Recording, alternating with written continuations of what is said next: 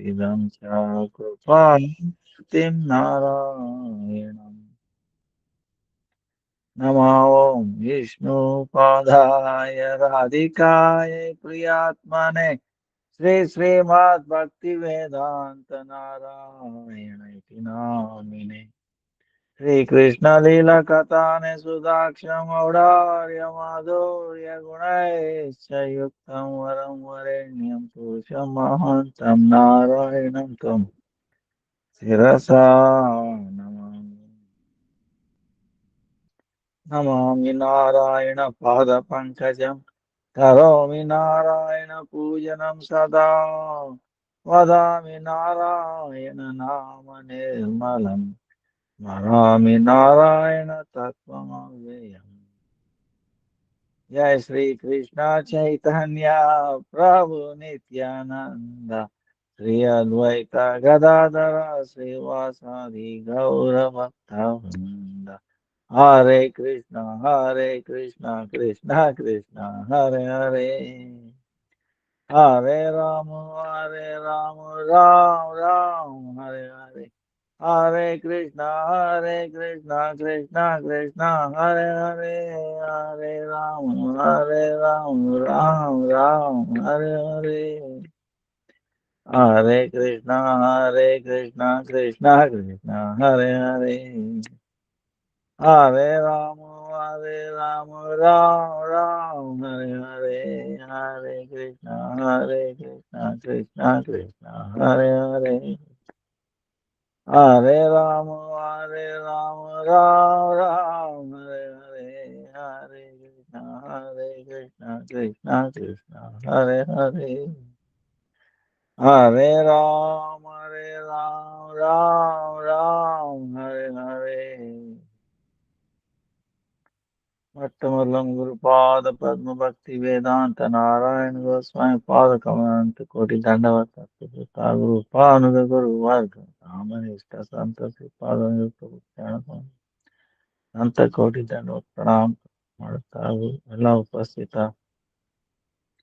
ವರ್ತಮಾನ ಭೂತ ಭವಿಷ್ಯ ಎಲ್ಲ ವೈಷ್ಣವೇ ತಾವತ್ ದಂಡವತ್ ಪ್ರಣಾಮ ವಂಚಾ ಕಲ್ಪತರುಭ್ಯಶ್ಚ ಕೃಪಾ ಸಿಂಧುಭ್ಯೇವ ಚ ಪತಿತಾನಾಂ ಪಾವನೇಭ್ಯೋ ವೈಷ್ಣವೇಭ್ಯೋ ನಮೋ ನಮಃ. ಇವತ್ತು ಭಾನುವಾರ. ಪ್ರತಿ ಭಾನುವಾರ ಇದು ಬೃಹತ್ ಭಾಗವತಾಮೃತಂ ಅಂತ ಪ್ಲಸ್ ಬೇರೆ ಅದು ರಿಲೇಟೆಡ್ ಐಟಮ್ ಮಾತಾಡ್ಬೇಕು. ಈಗ ಮೇ 13 ಮೇ ಬುಧವಾರ ಅಪರ ಏಕಾದಶಿ ಮಾಸ. ಆಮೇಲೆ 17 ಮೇ ಇಂದ 15 ಜೂನ್ ವರೆಗೂ ಪುರುಷೋತ್ತಮ ಮಾಸ. ಅಂದ್ರೆ ಅಮಾವಾಸ್ಯೆ ಟು ಅಮಾವಾಸ್ಯೆ, ಅಮಾವಾಸ್ಯೆ ಬಿಟ್ಟು 1 ತಿಂಗಳು ಪುರುಷೋತ್ತಮ ಮಾಸ. ಪುರುಷೋತ್ತಮ ಮಾಸ ಅಂದ್ರೆ ಎಲ್ರಿಗೂ ಗೊತ್ತಿದೆಯಾ ಇಲ್ವೋ? ಇದು 3 ವರ್ಷ 3 ವರ್ಷಕ್ಕೊಂದ್ಸಾರಿ ಬರ್ತದೆ. ಈಗ ಅಧಿಕ ಜ್ಯೇಷ್ಠ ಆಮೇಲೆ ಜ್ಯೇಷ್ಠ ಮಾಸ ಶುರು ಆಗುತ್ತೆ. ಇದು ಈ ಲೂನಾರ್ ಸೋಲಾರ್ ಕ್ಯಾಲೆಂಡರ್ ಸಿಂಕ್ರನೈಸ್ ಮಾಡೋದಿಕ್ಕೆ ನಮ್ಮ ವಿದೇಶಿ ಕ್ಯಾಲೆಂಡರ್ ಏನಿದೆ, ಜನವರಿ ಫೆಬ್ರವರಿ ಮಾರ್ಚ್ 12 ತಿಂಗಳಿದೆ. ಅದರಲ್ಲಿ ಎಲ್ಲಾನು ಒಂದೇ ಸಮ ದಿನಗಳಿಲ್ಲ. ಜನವರಿ ಅಂದ್ರೆ 31, ಫೆಬ್ರವರಿ ಅಂದ್ರೆ 28, 29 ಲೀಪ್ ಇಯರ್ ಅಂತಾರೆ. ಆಮೇಲೆ ತಿರ್ಗಾ ಮಾರ್ಚ್ 31, ಏಪ್ರಿಲ್ 30, 31 ಹೀಗೆ ಗೊತ್ತಲ್ವ ಈಗ ನೋಡೋದು. ಆಮೇಲೆ ಒಂಥರ ಕನ್ಫ್ಯೂಷನ್, ಅದು ಯೂನಿಫಾರ್ಮಿಟಿ ಇಲ್ಲ. ಆದ್ರೆ ಸನಾತನ ಧರ್ಮದಲ್ಲಿ ಅದನ್ನ ನಾರ್ಮಲೈಸ್ ಮಾಡೋದಿಕ್ಕೆ 3.5 ವರ್ಷ, 3.25 ವರ್ಷದಲ್ಲಿ ಒಂದು ಅಧಿಕ ಮಾಸ ಅಂತ ಬರುತ್ತೆ, ಅದು 30 ದಿವಸನೇ. ಈ ನಮ್ಮ ಕ್ಯಾಲೆಂಡರ್ ಅಲ್ಲಿ ಸನಾತನ ಧರ್ಮದ ಆ, ಪಂಚಾಂಗದಲ್ಲಿ ಎಲ್ಲಾ ತಿಂಗಳು 30 ದಿವಸನೇ. 30, 31, 28, 27, 28 ಅದೆಲ್ಲ ಇಲ್ಲ, 30 ದಿವಸನೇ ಏನೇ ಆಗಲಿ. ಆಮೇಲೆ ಈ ಅಧಿಕ ಮಾಸನು 30 ದಿವಸ, ಒಂದು ತಿಂಗಳು ಸೇರ್ಸ 30 ದಿವಸ, ಅಷ್ಟಕ್ಕನ ಸಿಂಕ್ರನೈಸ್. ಏನ್ ಬ್ಯೂಟಿಫುಲ್ ಆಗಿದೆ. ಈಗ ಸುಮಾರು ಇದೆ ನಮ್ಗೆ ಹೊಸ ವರ್ಷ ಶುರುವಾಗೋದು ದೀಪ ಇದರಿಂದ, ಏಪ್ರಿಲ್ ಶುರುವಾಗುತ್ತೆ. ಅವಾಗ ತಾನೇ ಮರಗಳೆಲ್ಲ ಹಸಿರು ಕೊಡೋದು, ಚಿಗುರೋದೆಲ್ಲ ಹೊಸ ವರ್ಷ, ಹೊಸ beginning. ನೀವು ಜನವರಿ 1 ಹೊಸ ವರ್ಷ ಅಂತಾರೆ, ಅವಾಗ ಎಲ್ಲಿ ಚಿಗುರುತ್ತೆ, ಆಯ್ತಲ್ಲ. ಸೊ ಈ ತರ ಈ ಸನಾತನ ಧರ್ಮದ ವ್ಯವಸ್ಥೆ ತುಂಬಾ ಚೆನ್ನಾಗಿದೆ. ಈಗ ಈ ಪುರುಷೋತ್ತಮ ಮಾಸ, ಅದು ಯಾಕಂದ್ರೆ ಭಗವಂತನ, ನೀವು ಕೇಳ್ಬೋದು ಇದು ಯಾಕ್ರಿ ಪುರುಷೋತ್ತಮ ಮಾಸ ಬಂದಿದೆ. ಈಗ ಒಂದ್ ರೀತಿನಲ್ಲಿ ಇದು ಭಕ್ತಿಗೆ ತುಂಬಾ ತುಂಬಾ ಅನುಕೂಲ ಅಲ್ಲ, ಬರೀ ಅನುಕೂಲ ಅಲ್ಲ, ತುಂಬಾ ಅದರಷ್ಟು ಸಮಾನ ಇನ್ಯಾವುದೂ ಇಲ್ಲ. ಕಾರ್ತಿಕ್ಕಿಂತ ತುಂಬಾ ಒಳ್ಳೆ ತಿಂಗಳು. ಕಾರ್ತಿಕ್ಕಿಂತ ತುಂಬಾ ಪವಿತ್ರವಾದ ತಿಂಗಳು ಅಂದ್ರೆ ಪುರುಷೋತ್ತಮ ಮಾಸ. ಇದೇನ್ ಈಗ ಹೇಳ್ತಿದ್ದೀರಾ ಅಂದ್ರೆ ಇದು ನಾನು ಹೇಳೋದಲ್ಲ, ಸ್ವಯಂ ಕೃಷ್ಣನೇ ಹೇಳ್ತಾರೆ. ಇದು ಈಗ ಬೃಹತ್ ಭಾಗವತಾಮೃತಮ್ ಆಗಿದೆ. ಭಾಗವತಂ ಕೇಳಿದಿರ? ಬೃಹತ್ ಭಾಗವತ ಇದೇನ್ರಿ ಅಂದ್ರೆ ಸೊ ಹಾಗೇನೆ ನೀವು ಒಂದ್ ರೀತಿನಲ್ಲಿ ಬೃಹತ್ ಭಾಗವತಾಮೃತಂ ತುಂಬಾ ಸ್ವೀಟ್ ಆಗಿದೆ. ಇದರಲ್ಲಿ ಲೇಷ ಮಾತ್ರ ಕರ್ಮ ಅದೆಲ್ಲ ಅದು ಡಿಸ್ಕಷನ್ ಇಲ್ಲ ಅಂತ. ಆಮೇಲೆ ಅದು ರಾಗಭಕ್ತಿ, ವೈದಿಕ ಭಕ್ತಿ, ಅದು ಸ್ಪರ್ಶನ ಇಲ್ಲ. ಇದು ಮೊದಲು ಈ ಪುರುಷೋತ್ತಮ ಮಾಸ ಮುಗಿಸ್ಬಿಟ್ಟು ಬೇಡ. ಯಾಕಂದ್ರೆ ಈಗ ಬರ್ತಾ ಇದೆ, ನಿಮ್ಗೆ ಉತ್ತೇಜನ ಕೊಡೋದಕ್ಕೆ ಇದನ್ನ ನಾವು ಸೀರಿಯಸ್ ಆಗಿ ಮಾಡ್ಬೇಕು. ಯಾಕೆ ಮಾಡಬೇಕು? ಮಾಡೋದ್ರಿಂದ ಏನು? ಮಾಡೋದ್ರಿಂದಾನೇ ನಿಮ್ಗೆ ಬೇರೆದೆಲ್ಲ ಅರ್ಥ ಆಗೋದು. ಅಷ್ಟು ಮುಖ್ಯ ಇದೆ. ಯಾಕಂದ್ರೆ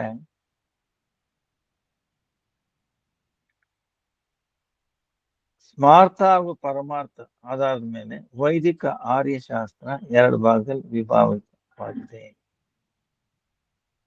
ಯಾರು ಸ್ಮಾರ್ಥ ವಿಭಾಗದ ಅಧಿಕಾರಿನೋ ಅವ್ರಿಗೆ ಸ್ವಾಭಾವಿಕವಾಗಿ ಪಾರಮಾರ್ಥಿಕ ಶಾಸ್ತ್ರದಲ್ಲಿ ರುಚಿ ಇರೋದಿಲ್ಲ.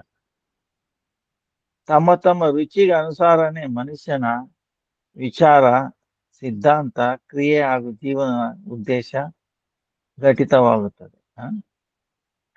ಸ್ಮಾರ್ಥಗಣ ತಮ್ಮ ರುಚಿ ಅನುಸಾರ ಶಾಸ್ತ್ರದಲ್ಲಿ ಅಧಿಕ ವಿಶ್ವಾಸ ಇರುತ್ತದೆ. ಪಾರಮಾರ್ಥಿಕ ಶಾಸ್ತ್ರದಲ್ಲಿ ಅವರಿಗೆ ಅಷ್ಟು ಅಧಿಕಾರ ಇಲ್ದಿರೋದ್ರಿಂದ ಅವರು ಅದನ್ನ ಅಷ್ಟು ಇದಾಗ ಫಾಲೋ ಮಾಡಲ್ಲ. ಇದು ಈ ವಿಭಾಗ ಯಾರು ಮಾಡಿದ್ದು? ವಿಧಾತಾನೆ. ಅದು ಯಾಕೆ ಮಾಡ್ದ ಅಂದ್ರೆ ಅದೊಂದು ಗುಪ್ತ ಉದ್ದೇಶ ಇದೆ, ಇದ್ರಲ್ಲಿ ಸಂದೇಹ ಬೇಡ. ಸೊ ನಮ್ಗೆ ಎಷ್ಟು ಅರ್ಥ ಆಗಿದೆ ಅಂದ್ರೆ, ತಮ್ಮ ತಮ್ಮ ಅಧಿಕಾರದಲ್ಲಿ ಇದ್ದಾಗಲೇನೆ ಜೀವದ ಕರ್ಮೋನ್ನತಿ ಆಗುತ್ತದೆ, ಕ್ರಮೋನ್ನತಿ. ಅಧಿಕಾರ ಅಚ್ಯುತ ಆದರೆ ಅಲ್ಲಿಂದ ನಾವು ಪತನ ಆಗ್ತೀವಿ. ಮಾನವಗಣ ತಮ್ಮ ತಮ್ಮ ಕರ್ಮದ ಅನುಸಾರ ಕರ್ಮದ ಅಧಿಕಾರಿ ಹಾಗೂ ಭಕ್ತಿ ಅಧಿಕಾರಿ, ಈ ತರ 2 ಅಧಿಕಾರ ಲಾಭ ಮಾಡ್ಕೊಂತಾರೆ. ಎಲ್ಲಿಯವರೆಗೂ ಮನುಷ್ಯನ ಕರ್ಮ ಅಧಿಕಾರ ಇರುತ್ತದೆಯೋ ಅಲ್ಲಿವರೆಗೂ ಅವನಿಗೆ ಸ್ಮಾರ್ಥ ಪಥನೇ ಶ್ರೇಷ್ಠ ಅನ್ಸುತ್ತೆ. ಕರ್ಮಾಧಿಕಾರ ಅತಿಕ್ರಮ ಆದಾಗ ಭಕ್ತಿಗೆ ಅಧಿಕಾರ ಅದರಲ್ಲಿ ಪ್ರವೇಶ ಆಗ್ತಾನೆ. ಆವಾಗ ಅವನ ಪಾರಮಾರ್ಥಿಕ ಪಥದಲ್ಲಿ ಸ್ವಾಭಾವಿಕವಾಗಿ ರುಚಿ ಉತ್ಪನ್ನವಾಗುತ್ತದೆ. ಇದರಿಂದಾನೇ ವಿಧಾತ ಸ್ಮಾರ್ಥ ಪರಮಾರ್ಥ ಈ ಆಧಾರದಲ್ಲಿ 2 ಪ್ರಕಾರ ಶಾಸ್ತ್ರಗಳನ್ನ ವಿಭಾಗ ಮಾಡಿದ್ದಾನೆ. ಇದು ಯಾಕಂದ್ರೆ ನೀವು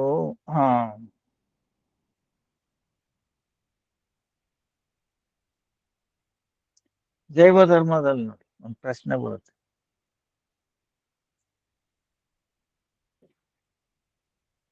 ಈ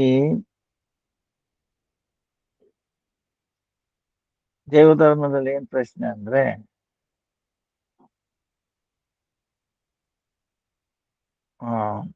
ಒಬ್ಬ ಜೀವಿಗೆ ಈ ಪ್ರಾಪಂಚಿಕದಿಂದ ಬಿಡುಗಡೆ ಆದಾಗ, ಮುಕ್ತಿ ಆದಾಗ ಅವನ ಲಕ್ಷಣಗಳೇನು ಅಂತ ಒಂದು ಪ್ರಶ್ನೆ ಬರುತ್ತೆ. ಆತ್ಮದ ಲಕ್ಷಣ. ಅದಕ್ಕೆ ಶಾಸ್ತ್ರದಲ್ಲಿ 8 ಲಕ್ಷಣ ಹೇಳ್ತಾರೆ. 8 ಲಕ್ಷಣ ಏನಂದ್ರೆ, ಆ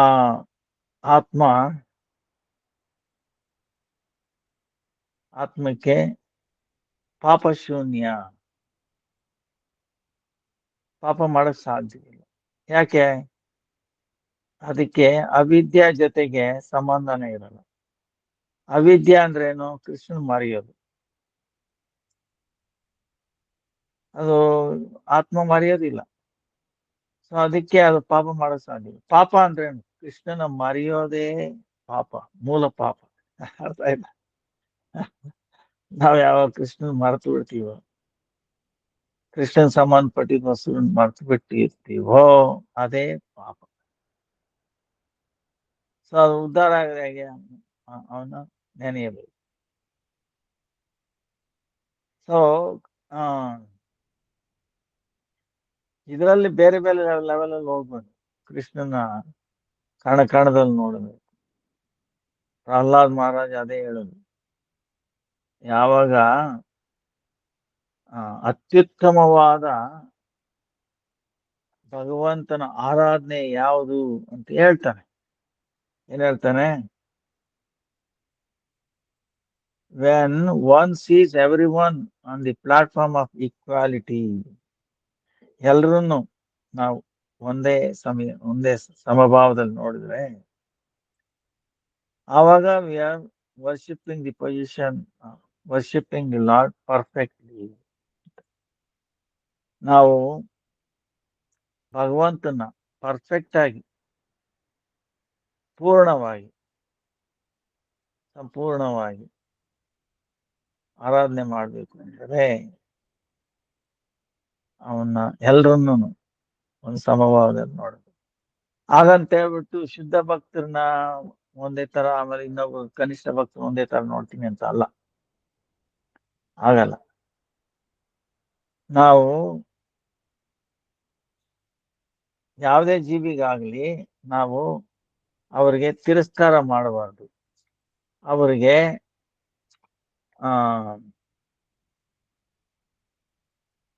ಕಷ್ಟ ಕೊಡಬಾರ್ದು. ಇದು ಹೇಗಂದ್ರೆ, ನೀವು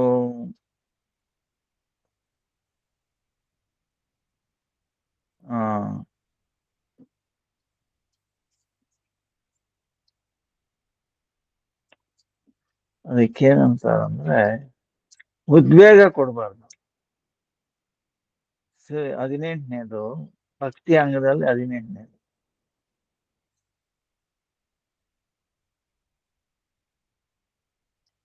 ನಾವು ಉದ್ವೇಗ ಕೊಡಬಾರದು. ಪ್ರಾಣಿ ಮಾತ್ರಕ್ಕೆ ದಯ ಇರಬೇಕು. ಆಮೇಲೆ ಯಾವುದೇ ರೂಪದಲ್ಲಿ ತನುಮನು ವಚನ ಅಂದ್ರೆ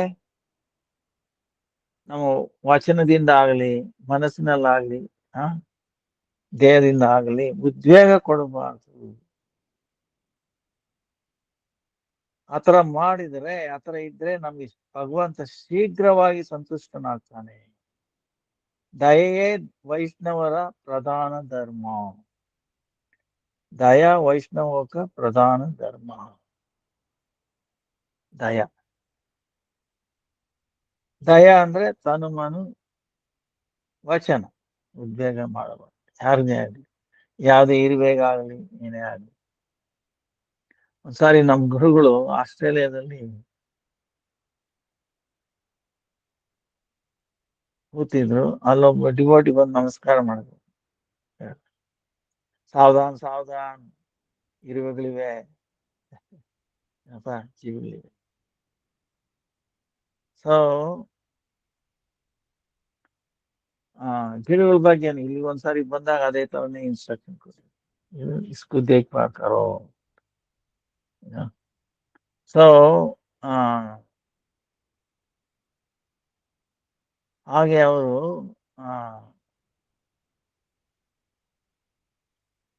ಈಗ ನಿಮ್ಗೆ ಸುಮಾರು ಉದಾಹರಣೆ ಹೇಳ್ತೀನಿ ನೋಡಿ. ಇದು ಡೀಪ್ ಇದು ನಾವು ಭಕ್ತಿನಲ್ಲಿ ಮುಂದೆ ಹೊರಿಬೇಕಂದ್ರೆ ಇದೆಲ್ಲ ಇದ್ರೇನೆ ನಾವು ಬೃಹತ್ ಭಾಗವತಾಮೃತ ಎಂಟ್ರಿ ಆಗ್ಬೇಕಾಗುತ್ತೆ. ಅದಕ್ಕೆ ನಮ್ ಭಾವನೆ ಆಗಿರ್ಬೇಕು ಅನ್ನೋದು. ಆಕ್ಚುಲಿ ಅದು ಶುದ್ಧ ಭಕ್ತರಿಗೆ ಅದು ಶಾಸ್ತ್ರ. ಅದು ಬೃಹತ್ ಭಾಗವತಾಮೃತಂ ಅಂದ್ರೆ ಅದು ಕೇಳೇ ಇರಲ್ಲ. ಅದು ಎಲ್ಲಾ ಕಲಿಯುಗದಲ್ಲೂ ಅದು ದೊರಕೋದಲ್ಲ, ಯಾವುದೇ ಯುಗದಲ್ಲಿ ದೊರಕೋದಲ್ಲ. ಯಾವುದೋ ಒಂದು ಶ್ರೇಷ್ಠವಾದ ಕಲಿಯುಗ ಯಾವುದು? ಚೈತನ್ಯ ಮಹಾಪ್ರಭು ಬಂದಿರೋ ಕಲಿಯುಗದಲ್ಲೇನೆ ಬ್ರಹ್ಮನ ಒಂದು ದಿವಸದಲ್ಲಿ ಸಹಸ್ರ ಚತುರ್ಯುಗ, ಸಹಸ್ರ ಕಲಿಯುಗ.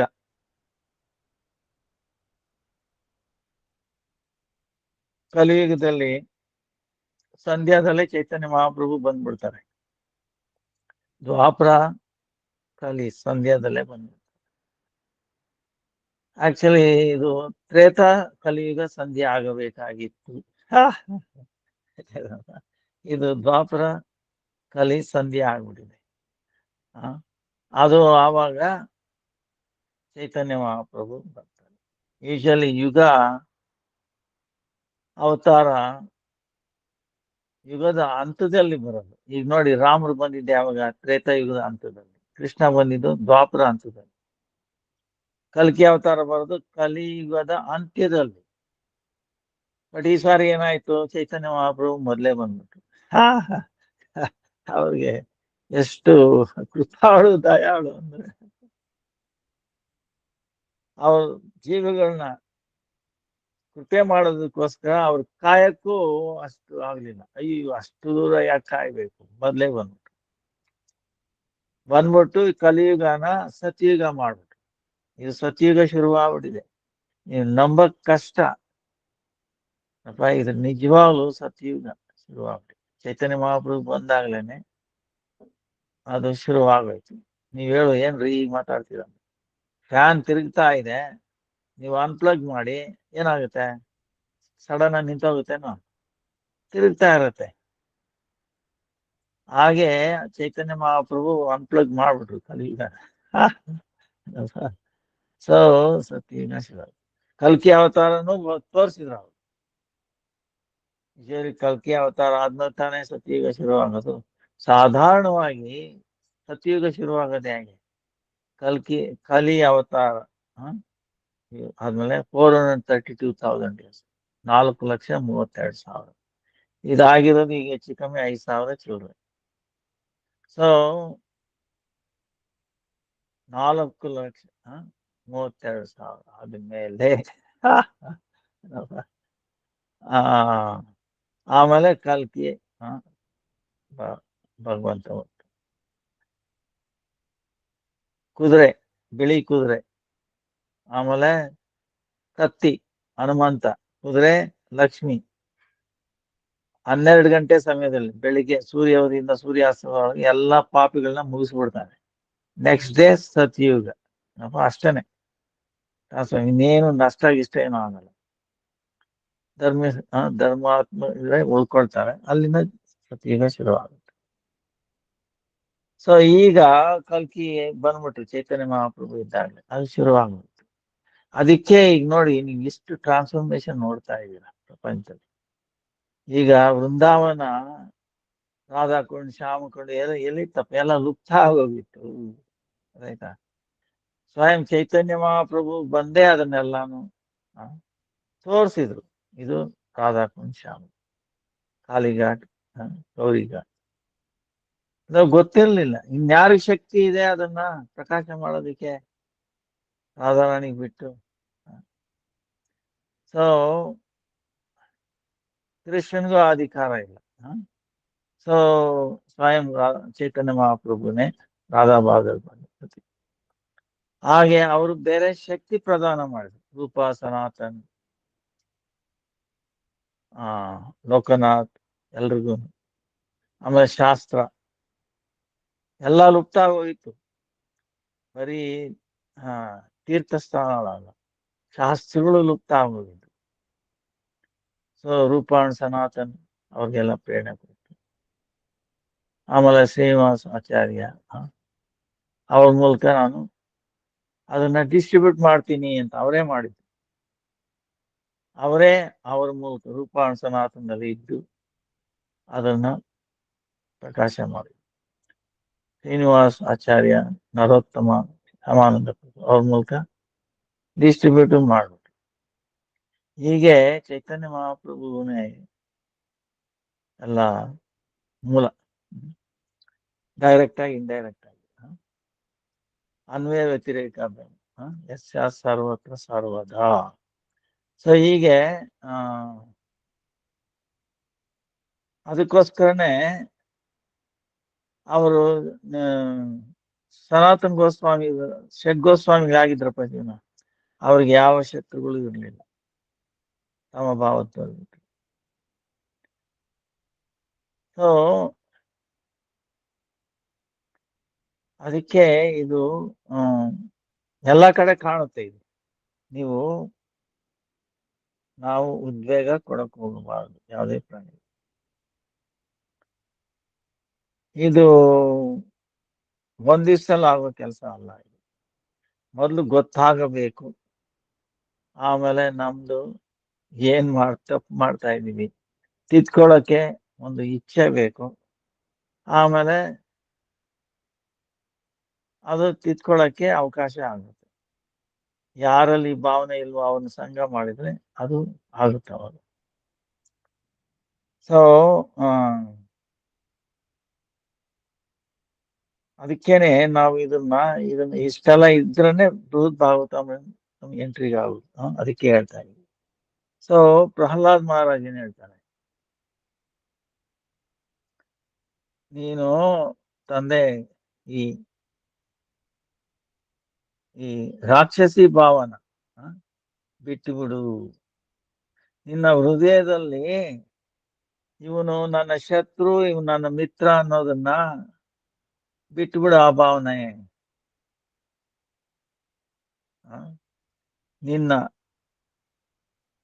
ಸ್ಥಿಮಿತದಲ್ಲಿ ಇಲ್ದಿರ ಮನಸ್ಸೆ, ಸ್ಥಿಮಿತದಲ್ಲಿ ಇಲ್ದಿರ ಇರೋ ಮನಸ್ಸು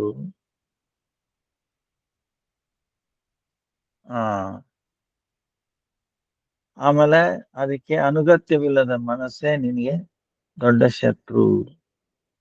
ಅವನ್ ಬಿಟ್ಟು ಇನ್ಯಾರು ಶತ್ರು ಇಲ್ಲ ಅಂತ ಹೇಳ್ತಾನೆ. ಸೊ ಆಮೇಲೆ ಶತ್ರುಗಳು ಯಾರು? ಶತ್ರುಗಳು ಯಾರು ಈ ಮನಸ್ಸಲ್ಲಿರೋ 6 ಶತ್ರುಗಳನ್ನ ಗೆಲ್ತಾರೋ ಅವ್ರಿಗೆ ಯಾವ ಶತ್ರುಗಳು ಇಲ್ಲ. ಇಲ್ಲ, ನೀವು 10 ಡೈರೆಕ್ಷನ್ ಗೆದ್ರು ಸಹ ಒಳಗಡೆ ಇರೋ ಶತ್ರುಗಳನ್ನ, ಕಾಮ, ಕ್ರೋಧ, ಲೋಭ, ಮದ, ಮಾಸ ಗೆಲ್ಲಿಲ್ಲ ಅಂದ್ರೆ ನೀವು ಯಾವ್ದನ್ನು ಗೆಲ್ಲಿಲ್ಲ, ಉಪಯೋಗ ಇಲ್ಲ. ಸೊ ಅದನ್ನ ಗೆದ್ರೆ ನಿಮ್ಗೆ ಅವ್ರಿಗೆ ನಿಮ್ಗೆ ಯಾವ ಶತ್ರುಗಳು ಇಲ್ಲ. ಶತ್ರುಗಳು ಇರೋದು ಒಳಗಡೆನೆ. ಆ ಶತ್ರುಗಳು ಯಾರು? ಶತ್ರುಗಳು ಒಂದು ಭ್ರಮೆ ಅದು. ಅಜ್ಞಾನದಲ್ಲಿರೋ ಅವನಿಗೆ ಭ್ರಮೆ. ಶತ್ರುಗಳು ಯಾರು? ಈ ಪ್ರಹ್ಲಾದಂದೇ ತಗೊಳ್ಳಿ, ಭಾಗವತಮಲ್ಲ ಇದೆಯಾ ಪ್ರಹ್ಲಾದ್. ಯಾರಾದ್ರೂ ಇನ್ನು ನನ್ನ ಶತ್ರು ಅಂತ ಹೇಳಿದ್ ನಾವು. ಆದ್ರೆ ಶತ್ರುಗಳು ಕೂಡ ತನ್ನ ತಂದೆಗೆ ಎಲ್ರಿಗೂ ಉದ್ಧಾರ ಆಗ್ಲಿ ಭಗವಂತ ಏನೇನೋ ಕೇಳು, ನೀನು ಆ ವರ ಕೇಳು, ಇವ್ ಕೇಳು ಅಂತ ಪ್ರಹ್ಲಾದ ಹೇಳ್ತಾನೆ. ಬೇಡಪ್ಪ ಸ್ವಾಮಿ, ಯಾವ ವರನು ಬೇಡ. ಇಲ್ಲ, ನೀನ್ ಏನಾದ್ರು ಒಂದು ಕೇಳಲೇಬೇಕು. ಇಲ್ಲ ಸ್ವಾಮಿ, ನಾನು ಬಂದಿದ್ದಕ್ಕೆ ವ್ಯರ್ಥ ಆಗುತ್ತೆ. ಏನಾದ್ರು ಒಂದು ಕೇಳು. ನಾನು ಆ ವರದರಾಜ, ವರ ಕೊಡೋದ್ರಲ್ಲಿ ಎತ್ತಿದ ಕೈ. ನೀನ್ ಕೇಳಲೇ ಇಲ್ಲ ಅಂದ್ರೆ ನನಗೆ ಕೆಟ್ಟ ಹೆಸರು ಬರುತ್ತಪ್ಪ ಸ್ವಾಮಿ. ಆಯ್ತಪ್ಪ ಸ್ವಾಮಿ, ನಿನಗೆ ಕೆಟ್ಟ ಹೆಸರು ಬರೋದು ಬೇಡ, ನನಗೆ ಕೆಟ್ಟ ಹೆಸರು ಬರ್ಲಿ. ನನ್ನ ತಂದೆನ ಉದ್ಧಾರ ಮಾಡು. ನಿನ್ ತಂದೆ ಏನಯ್ಯ? ನನ್ನ ಪ್ರಭಾವ ಕೇಳು. ನನ್ನ ಸ್ಪರ್ಶದಿಂದ ನಿನ್ ತಂದೆ ಉದ್ಧಾರ ಆದ. ಆದ್ರೆ ನಿನ್ನ ಪ್ರಭಾವ ನೋಡು. ನೀನು ಈ ಕುಲದಲ್ಲಿ ಹುಟ್ಟಿರೋದ್ರಿಂದ 21 ಪೀಳಿಗೆ ಉದ್ಧಾರ ಆಗೋಯ್ತು. ನಾನು ಯಾರು ಮುಟ್ಟಿರೋ ಅವ್ರನ್ನ ಉದ್ಧಾರ ಆಯ್ತು. ನೀನ್ ನನಗಿಂತ ಪ್ರಭಾವಶಾಲಿ ಅಂತ ಸಮಾಧಾನ ಮಾಡ್ತಾರೆ. ಸೊ ಹೀಗೆ ಈಗ ಜಡಭರತ ನೋಡಿ, ಜಡಭರತನ್ನ ಅವನ್ನ ಹಿಡ್ಕೊಂಡು ಹೋದ್ರು. ಯಾತಕ್ಕೆ? ನರಬಲಿಗೆ ಹಿಡ್ಕೊಂಡು ಹೋದ್ರಪ್ಪ ಸ್ವಾಮಿ. ಅವನೇನಾದ್ರು ಇದ್ ಮಾಡಿದ್ನ? ಬಿಡ್ಬೇಡಿ ಹಾಗೆ ಅಂತ ಏನಾದ್ರು ಹೇಳಿದ್ನ? ಇಲ್ಲ.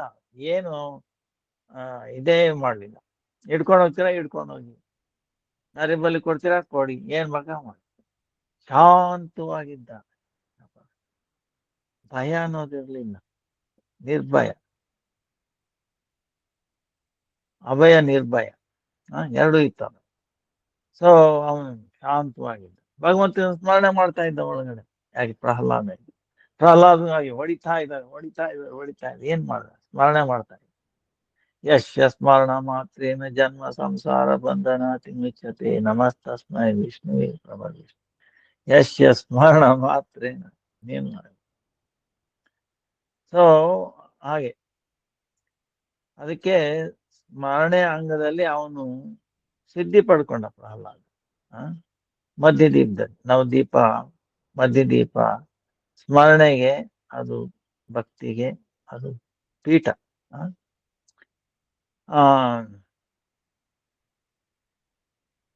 ಈಗ ಜಡಭರತ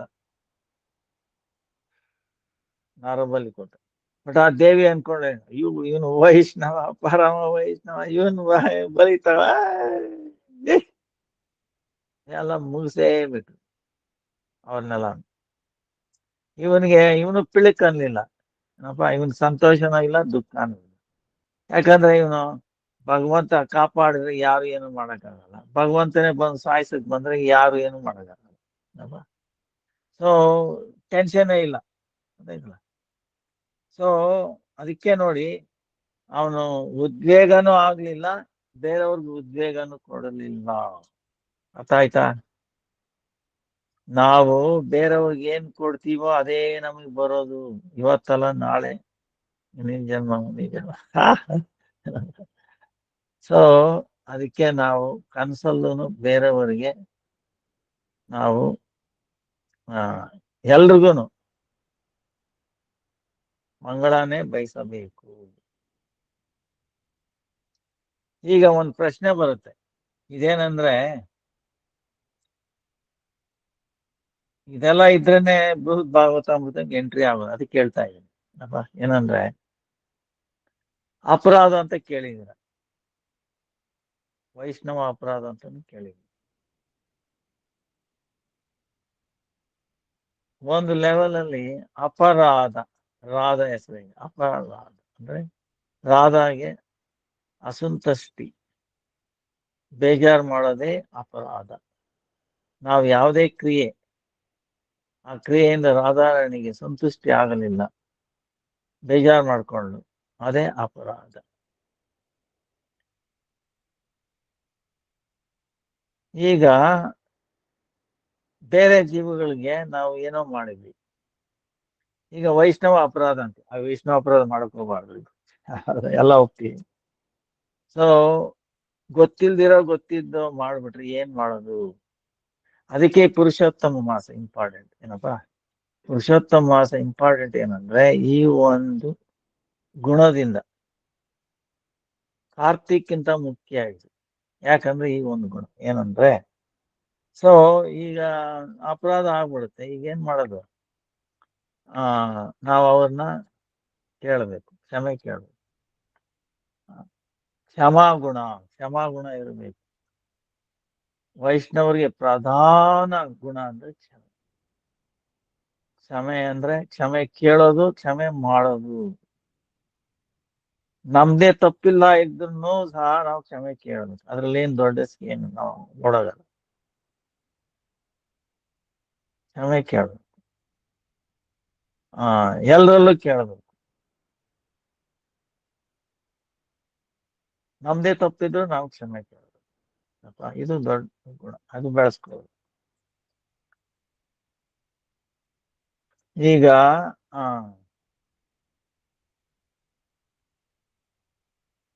ಗೋಪಿಯರಿಗೆ ಆ ಗುಣ ಇತ್ತು. ಈಗ ಪುರುಷೋತ್ತಮ ಮಾಸ ಯಾಕಂದ್ರೆ, ಪುರುಷೋತ್ತಮ ಮಾಸ ಯಾಕೆ ಬಂತು? ಈಗ ಶಾಸ್ತ್ರದಲ್ಲಿ 12 ತಿಂಗಳಿದೆ ವರ್ಷದಲ್ಲಿ. ಒಂದೊಂದು ತಿಂಗಳು ಕೂಡ ಸ್ಮಾರ್ಥ ಶಾಸ್ತ್ರದಲ್ಲಿ ಎಲ್ಲ ಸತ್ಕರ್ಮ ಮಾಡೋದಕ್ಕೆ ನಿರೂಪಣೆ ಮಾಡ್ಕೊಂಡಿದ್ದಾರೆ. ಈ ತಿಂಗಳಲ್ಲಿ ಈ ತರ ಸತ್ಕರ್ಮ ಈ ತರ ಮಾಡ್ಕೊಂಡಿದ್ದಾರೆ.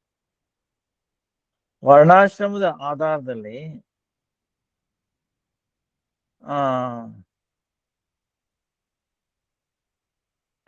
ಎಲ್ಲಾ ಕರ್ಮಗಳು ಎಲ್ಲ ಅದು ಮಾಡ್ತಿರ್ತಾರೆ. ಈ ಆದಿ ಮಾಸ ಅಂದ್ರೆ ಅಧಿಕ ಮಾಸದಲ್ಲಿ ಕರ್ಮಹೀನ ಮಾಸ ಆಗೋಯ್ತು, ಯಾವ ತರ ಕರ್ಮನೂ ಮಾಡಲ್ಲ. ಈಗ ಗೃಹ ಪ್ರವೇಶ ಆಗ್ಲಿ, ನಾಮಕರಣ ಆಗ್ಲಿ, ಅಥವಾ ಹುಟ್ಟಿದ ಹಬ್ಬ ಆಗ್ಲಿ, ಯಾವುದು ಮಾಡಲ್ಲ. ಅಂದ್ರೆ ಕರ್ಮಹೀನ ಆದಿಮಾಸ. ಅದಕ್ಕೇನೆ ಕೆಲವ್ರು ಹೇಳ್ತಾರೆ ಇದು ಸತ್ಕರ್ಮ, ಈ ಸತ್ಕರ್ಮ ಆಗೋದಿಲ್ಲ. ಏನಪ್ಪಾ, ಈ ಪುರುಷೋತ್ತಮ ಮಾಸದಲ್ಲಿ ಸತ್ಕರ್ಮ ಆಗೋದಿಲ್ಲ, ಅದರಿಂದಾನೇ ಇದು ಆದಿಮಾಸ ಅಂತಾರೆ. ಕೆಲವರು ಇದನ್ನ ಮಲಮಾಸ ಅಂತಾರೆ. ಇದು ಆಶ್ಚರ್ಯ. ಈಗ ಕರ್ಮ ಎಲ್ಲಾನು ಮಲ, ಓಕೆ, ನಿಜ. ಕರ್ಮಕಾಂಡ ಎಲ್ಲ ಮಲನೇ. ಅದನ್ನು ಬೇರೆ ಬೇರೆ 12 ತಿಂಗಳು ಮಲಮಾಸ. ಅಧಿಕ ಮಾಸ ಬಿಟ್ಟು ಇನ್ನೆಲ್ಲಾನು ಮಲಮಾಸ. ಏನಪ್ಪ, ಸೊ ಕಾರ್ತಿಕ್ ಮಾಸ ಬಿಟ್ಟು, ಓಕೆ. ಸೊ ಬಟ್ ಇವರು ಉಲ್ಟಾ ಹೇಳ್ತಾರೆ, ಆದಿಮಾಸನ ಮಲಮಾಸ ಅಂತಾರೆ. ಯಾಕಂದ್ರೆ ಯಾವ ಸತ್ಕರ್ಮ ಮಾಡೋದಿಕ್ಕೆ ಸಾಧ್ಯವಿಲ್ಲ, ಎಲ್ಲ ತ್ಯಾಗ ಮಾಡ್ಬೇಕು. ಅದಕ್ಕೇನೆ ಮಲಮಾಸ ಅಂತ. ಈಗೇನಾಯ್ತಂದ್ರೆ, ಒಂದ್ಸಾರಿ ನಾರದೀಯ ಪುರಾಣದಲ್ಲಿ ಇದೆ, ಏನಂದ್ರೆ 31ನೇ ಅಧ್ಯಾಯ. ಈ 12 ಮಾಸನು ಇದೆಲ್ಲ ಪರ್ಸನಾಲಿಟಿ, ಓಕೆ. ಅವಕ್ಕೆಲ್ಲ ಪರ್ಸನಾಲಿಟಿ ಇದೆ, ತಿಂಗಳಿಗೆ, ವಾರಗಳಿಗೆ, ತಿಥಿಗೆ, ಎಲ್ಲಕ್ಕೂ ಪರ್ಸನಾಲಿಟಿ ಇದೆ. ಸೊ ಈ 12 ತಿಂಗಳುಗಳು ಈ ಮಲಮಾಸ ಅಂದ್ರೆ ಈ ಅಧಿಕ ಮಾಸ ನೋಡ್ಬಿಟ್ಟು ನೀನ ಉಪಯೋಗ ಇಲ್ಲ, ನಿನ್ನ ತಿಂಗಳಲ್ಲಿ ಏನು ಸತ್ಕರ್ಮ ನಡೆಯೋದಿಲ್ಲ, ನೀನು ಉಪಯೋಗ ಇಲ್ಲ, ನೀನು ಮಲಮಾಸ ಆದ್ರಿಂದಾನೆ. ಹಾಗೆ ಹೀಯಾಳಿಸ್ತಿದ್ರು ಅದನ್ನ. ಸೊ ಅದಕ್ಕೆ ಸ್ವಲ್ಪ ಬೇಜಾರಾಯ್ತು. ಈಗ ಯಾರಿಗೆ ಹೀಯಾಳಿಸಿದ್ರೆ ಯಾರಿಗೆ ಬೇಜಾರಾಗಲ್ವಾ? ಬೇಜಾರಾಯ್ತು. ಸೊ ಅದೇನ್ ಮಾಡ್ತು, ನಾರಾಯಣ್ಗೆ ತನ್ನ ದುಃಖನ ತೋರಿಸ್ಕೊಳ್ತು ಆದಿಮಾಸ. ವೈಕುಂಠಪತಿ ಅದನ್ನ ಕೃಪೆ ಮಾಡಿ ಆದಿಮಾಸ ಜೊತೆಗೆ ಗೋಲೋಕಕ್ಕೆ ಹೊರಟ ಕೃಷ್ಣನ ಹತ್ರ. ಕೃಷ್ಣ ಈ ಮಲಮಾಸದ್ದು ಅದರದ್ದು ದುಃಖ ಕೇಳಿಸ್ಕೊಂಡು ಅವನೇನ್ ಹೇಳ್ತಾನಂದ್ರೆ, ಅಹಮೇತೈರ್ಯಥಾ ಲೋಕೆ ಪ್ರತಿತಃ ಪುರುಷೋತ್ತಮಃ ತಥಾಯಾಮಪಿ ಲೋಕೇಶು ಪತಿತಃ ಪುರುಷೋತ್ತಮ ಅಸ್ಮೈ ಸಮರ್ಪಿತ ಸರ್ವೇ ಗುಣಮಯೀ ಸಂಸ್ಥಿತಾ ಮತ್ಸಾದಸ್ಮೈ ಉಪಗಮ್ಯ ಮಾಸಾನಮಾದಿಮೋ ವೈ ಜಗತ್ಪೂಜ್ಯೋ ಜಗದ್ಬಂಧೋ ಮಾಸೋಯಂ ತು ಭವಿಷ್ಯತಿ ಸರ್ವೇ ಮಾಸಾಃ ಸಕಾಮಸ್ಯ ನಿಷ್ಕಾಮಯೇಯಂ ಮಯಾ ಕೃತಃ ಅಕಾಮಃ ಸರ್ವಕಾಮೋ ವಾ ಯೋ ಅಧಿಮಾಸಂ ಪ್ರಪೂಜಯೇತ್ ಕರ್ಮಾಣಿ ಭಸ್ಮಾತ್ ಕೃತ್ವಾ ಮಾಮೇ ವೈಶ್ಯತ್ಯ ಸಂಶಯಂ. ನೋಡಿದ್ರ, ಸಂಶಯ ಬೇಡ. ಏನ್ ಹೇಳ್ತಾನೆ, ಏ ರಮಾಪತಿ, ಕೃಷ್ಣ ಹೇಳೋದು ಯಾರಿಗೆ? ವಿಷ್ಣುಗೆ. ಏ ರಮಾಪತಿ,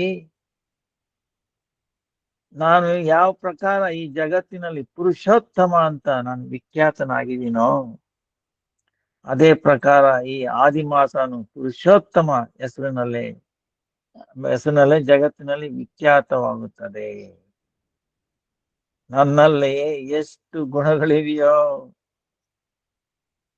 ಅದು ಎಲ್ಲಾ ಗುಣಗಳು ನಾನು ಈ ಅಧಿಕ ಮಾಸಕ್ಕೆ ನಾನು ಅರ್ಪಣೆ ಮಾಡ್ತಾ ಇದ್ದೀನಿ.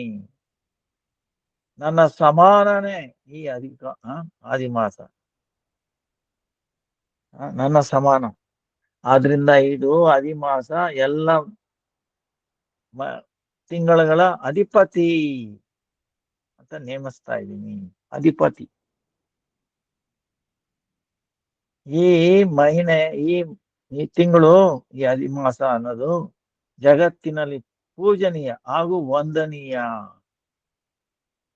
ಎಲ್ಲ ತಿಂಗಳು ಸಕಾಮ, ಆದ್ರೆ ಈ ಅಧಿಕ ಮಾಸ ನಿಷ್ಕಾಮ. ಯಾರು ಅಕಾಮ ಆಗ್ಲಿ ಅಥವಾ ಸಾರ್ವಕಾಮ ಆಗ್ಲಿ ಈ ತಿಂಗಳನ್ನ ಪೂಜೆ ಮಾಡ್ತಾರೋ ಅವರ ಸಮಸ್ತ ಕರ್ಮಗಳೆಲ್ಲ ಭಸ್ಮೀಭೂತವಾಗುತ್ತದೆ. ಭಸ್ಮೀಭೂತವಾಗಿ ನನ್ನನ್ನ ಪ್ರಾಪ್ತಿ ಮಾಡ್ಕೊಳ್ತಾರೆ. ಆಮೇಲೆ ಇನ್ನೊಂದು ಹೇಳ್ತಾನೆ, ಇದು ಕೇಳಿ, ದಯವಿಟ್ಟು ಕೇಳಿ. ನನ್ನ ಭಕ್ತರು ಅವಾಗ ಅಪರಾಧ ಮಾಡ್ಬೋದು, ಆದ್ರೆ ಪುರುಷೋತ್ತಮ ಮಾಸದಲ್ಲಿ ಭಕ್ತರಿಂದ ಯಾವುದೇ ರೀತಿ ಅಪರಾಧ ಆಗೋದಿಲ್ಲ. ನೋಡಿದ್ರ, ಅದಾಯ್ತನಪ್ಪ. ಈ ಆದಿಮಾಸದಲ್ಲಿ ನೀವು ಬೇಕಂದ್ರೂ ಸಹ ಅಪರಾಧ ಆಗೋದಿಲ್ಲ. ಸೊ ಎಷ್ಟು ಮುಖ್ಯ ನೋಡಿ. ಅಂದ್ರೆ ಭಕ್ತಿಗೆ ತುಂಬಾ ಸುಲಭ. ನೀವು ಅಪರಾಧ ಬಗ್ಗೆ ಯೋಚನೆ ಮಾಡ್ಬೇಕಾಗಿಲ್ಲ. ಭಕ್ತಿ ಅಂಗಾನ ಇಟ್ಕೊಂಡು ನಾವು ಭಜನೆ, ಕೀರ್ತನೆ, ನಮ್ಮ ಸಾಧನ ಭಕ್ತಿ ಮಾಡಿದ್ರೆ ಬೇಗ ಉನ್ನತಿ ಆಗ್ತದೆ ಈ ತಿಂಗಳಲ್ಲಿ, ಆದಿಮಾಸದಲ್ಲಿ. ಯಾಕಂದ್ರೆ ಅಪರಾಧ ಆಗೋಕ್ಕೆ ಬಿಡೋದಿಲ್ಲ, ಅಪರಾಧ ಆಗೋದಿಲ್ಲ. ಸೊ ಯಾವ ಮಹಾಮೂರ್ಖ ಈ ಆದಿಮಾಸನ ಜಪದಾನಾದಿ ವರ್ಜಿತ ಸತ್ಕರ್ಮ ಸ್ನಾನಾದಿ ರೈತನಾಗಿರ್ತಾನೋ, ಹಾಗೂ ದೇವತೀರ್ಥ ತಥಾ ಬ್ರಾಹ್ಮಣ ಪತಿ ದ್ವೇಷ ಮಾಡ್ತಾನೋ, ಇವೆಲ್ಲ ಅಂತ ದೃಷ್ಟ ಅಭಾಗ್ಯ ಪರಮ ಇದು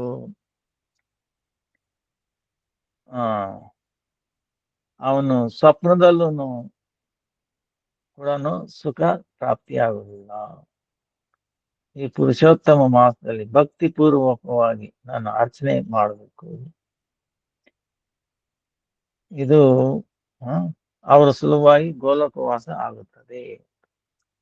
ಅದಕ್ಕೆ ಇದು ಮುಖ್ಯ, ತುಂಬಾ ಮುಖ್ಯ.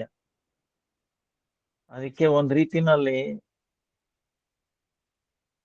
ಕಾರ್ತಿಕ್ ಮಾಸಕ್ಕಿಂತ ತುಂಬಾ ಮುಖ್ಯ. ಅದು ಫಾಲೋ ಮಾಡಬೇಕು, ಅದಕ್ಕಿಂತ ಮುಖ್ಯ. ಈ ತಿಂಗಳಲ್ಲಿ ಅಪರಾಧ ಗಣನೆ ಬರೋದಿಲ್ಲ. ಸೊ ಎಷ್ಟು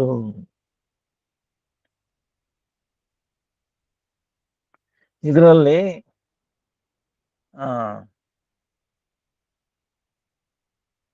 ವಾಲ್ಮೀಕಿ ಸುಮಾರು ಇದೆ.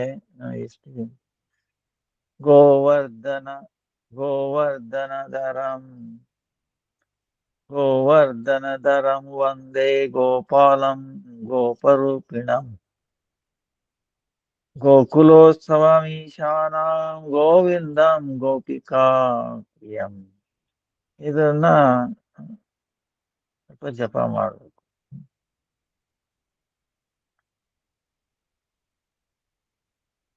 ಆಮೇಲೆ ಪುರುಷೋತ್ತಮ ಮಾಸ ಹೇಗೆ ಮಾಡಬೇಕು ಅಂತ, ಅಂದ್ರೆ ಒಂದ್ ಲೆವೆಲ್ ಅಲ್ಲಿ ಅವಿಷ್ಯಾನ್ನ ನಾವು ಭೋಜನ ಮಾಡಬೇಕು.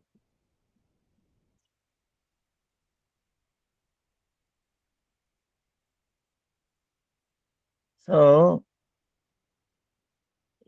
ಗೋಧೂಮ, ಶಾಲಿ ತಂಡು, ಶಾಲಿ मूंग दाल, जौ, तिल, मटर, तंडूल, उड़ी तुंडूल, वास्तुक शाक, कंदमूल, काकड़ी,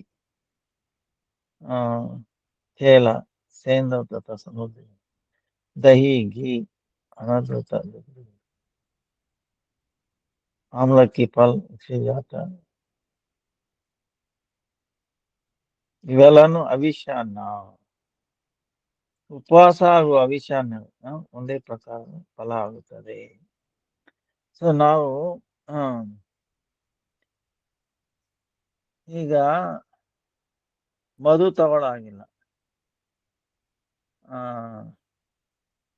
ಸರ್ಸು ಇದಿಲ್ಲ, ಮಸ್ಟರ್ಡ್ ಸೀಡ್ಸ್, ಸಾಸಿವೆ, ಮಾದಕ ದ್ರವ್ಯ ಇಲ್ಲ. ಆಮೇಲೆ ದ್ವಿದಳ ಅರ್ಥಾತ್ ಚೆನ್ನಾದಿ ದಾಲ್ ಇಲ್ಲ. ನೀವ್ ಹೇಳ್ಬೋದು ಇದೇನ್ರಿ, ಇದೊಂದು ಪ್ರಶ್ನೆ ಬರುತ್ತೆ, ಮೂಂಗ್ ದಾಲ್ ಅದು ದ್ವಿದಳ ಅಲ್ವಾ? ಎಕ್ಸೆಪ್ಷನ್. ಸೊ ನೀವು ತೊಗರಿ ಬೇಳೆ, ಉದ್ದಿನ ಬೇಳೆ ಅವೆಲ್ಲ ತಗೊಳಂಗಿಲ್ಲ. ಮೂಂಗ್ ದಾಲ್ ಅಷ್ಟೇ. ತಿಲ್ ತೇಲ್ ಅದೆಲ್ಲ ಇಲ್ಲ.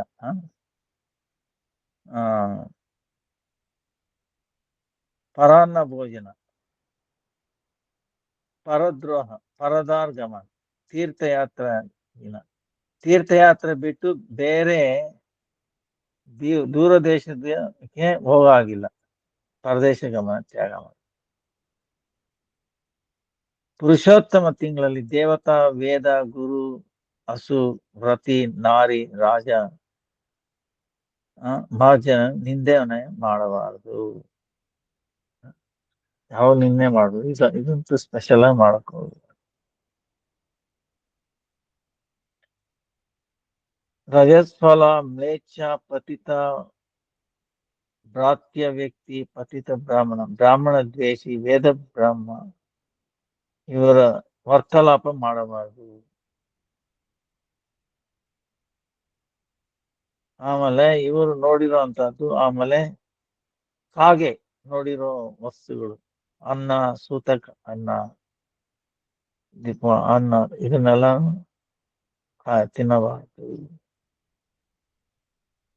ಈರುಳ್ಳಿ, ಬೆಳ್ಳುಳ್ಳಿ ಮಸ್ತಾಯಿ. ಆಮೇಲೆ ಗಾಜರ್ ಅಂದ್ರೆ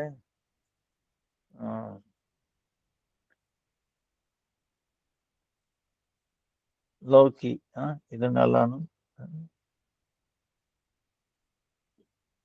ವರ್ಜನ ಮಾಡ್ಬೇಕು. ಈಗ ಪುರುಷೋತ್ತಮ ಮಾಸ ಆದ್ಮೇಲೆ ಈ ವರ್ಜಿತ ದ್ರವ್ಯಗಳನ್ನ ಬ್ರಾಹ್ಮಣಿಗೆ ದಾನ ಮಾಡಿ ಆಮೇಲೆ ಅದನ್ನು ನಾವು ಸ್ವೀಕಾರ ಮಾಡಬಹುದು.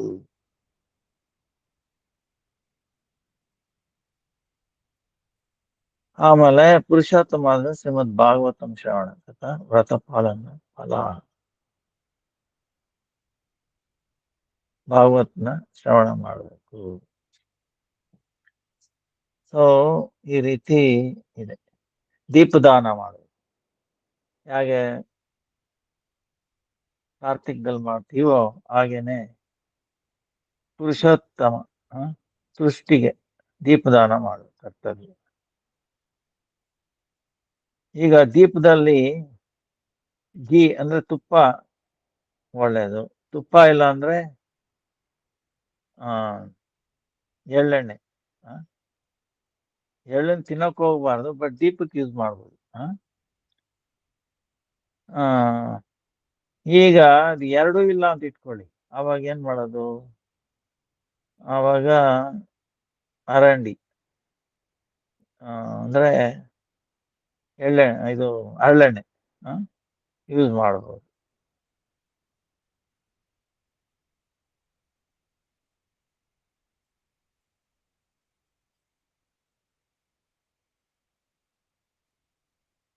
ಈಗ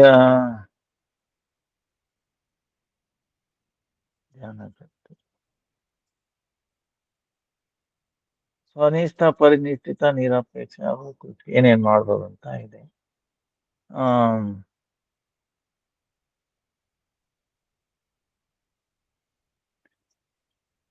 ಸೊ ಅದಕ್ಕೆ ನಾವು ಪುರುಷೋತ್ತಮ ಮಾಸ ಪ್ರಾರ್ಥನೆ ಮಾಡೋಣ. ಓ ಪುರುಷೋತ್ತಮ ಮಾಸ, ನೀನು ಅಭಿನ್ನ, ಪುರುಷೋತ್ತಮನಿಂದ ಅಭಿನ್ನ. ದಯವಿಟ್ಟು ನಮ್ಗೆ ಈ ಶಕ್ತಿ ಕೊಡು, ಪಾಲನೆ ಮಾಡೋದಕ್ಕೆ ಶಕ್ತಿ ಕೊಡು, ನಿನ್ನ ಸಂತುಷ್ಟಿಗೋಸ್ಕರ ಅಂತೇಳಿ ಪ್ರಾರ್ಥನೆ ಮಾಡಿ ಇನ್ನೇನು ಬಂದೇ ಬಿಟ್ಟು 17 ಮೇಯಿಂದ 15 ಜೂನ್ವರೆಗೂ ನಾವು ಇದನ್ನ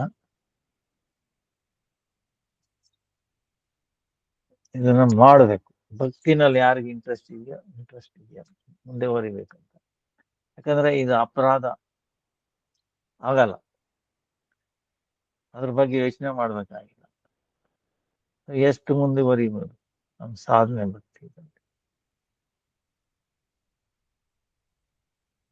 ಹಾಗೆ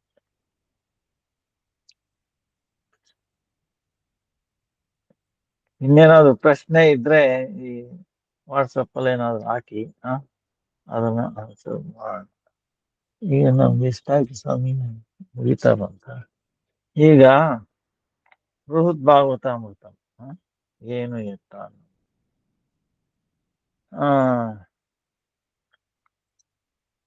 ಬೃಹತ್ ಭಾಗವತಾಮೃತ ಏನಂದ್ರೆ ಈ ಗ್ರಂಥದ ಸಮಾನ ಇಲ್ಲ.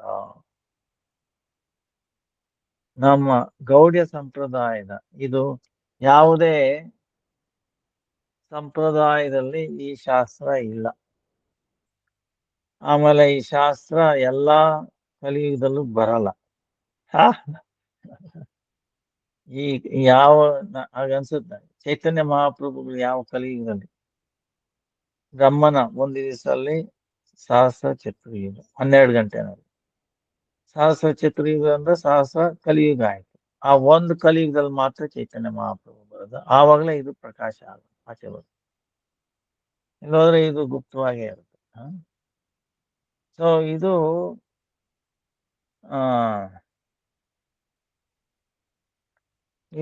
ಇದ್ರ ಸಾರಾಂಶ ಏನಂದ್ರೆ,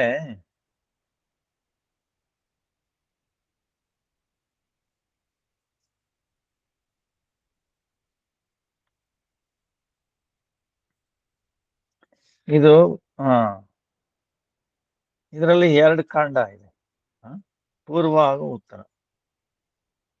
ಪೂರ್ವ ಅದರಲ್ಲಿ ಭಾಗವತ್ ಕೃಪಾಸ ನಿರ್ಧಾರಣ ಕಾಂಡ, ಭಗವಂತನ ಕೃಪಾಸಾರ, ಯಾರಿಗೆ ಕೃಪೆ ಸಿಕ್ಕಿದೆ ಅನ್ನೋದು. ಆಮೇಲೆ ಉತ್ತರಕಾಂಡದಲ್ಲಿ ಗೋಲಕ್ ಮಹಾತ್ಮೆ ನಿರೂಪಣೆ. ಪೂರ್ವಕಾಂಡದಲ್ಲಿ ಭೌಮ, ದಿವ್ಯ, ಪ್ರಪಂಚಾತೀತ, ಭಕ್ತ, ಪ್ರಿಯ, ಪ್ರಿಯತಮ, ಪೂರ್ಣ ಕೃಪಾಪಾತ್ರ 7 ಅಧ್ಯಾಯ. ಉತ್ತರಕಾಂಡದಲ್ಲೂ ವೈರಾಗ್ಯ, ಜ್ಞಾನ, ಭಜನ, ವೈಕುಂಠ, ಪ್ರೇಮ, ಅಭೀಷ್ಟ ಲಾಭ, ಜಗದಾನಂದ, ಇದು 7. 14 1 6. ಸಮಸ್ತ ವೇದ ವೇದಾಂತ ಪುರಾಣ ಇತಿಹಾಸ ಆದಿಶಾಸ್ತ್ರಗಳ ಸಾರ ಸ್ವರೂಪ ಶ್ರೀಮದ್ ಭಾಗವತಂ. ಹೌದಾ? ಭಾಗವತಂ ಪುರಾಣಂ ಅಮಲಂ ಪ್ರೇಮ ಪುಮಾರ್ತೋ. ಸೊ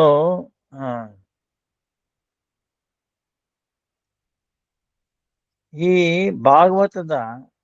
ಭಾಗವತನ ಕೂಡ ಮಂಥನ ಮಾಡಿದ್ರೆ, ಮಂಥನ ಅಂದ್ರೆ ಅದನ್ನ ಕರೆದ್ರೆ ಈ ಗ್ರಂಥ ಪ್ರಕಟಿತ ಆಗಿದೆ.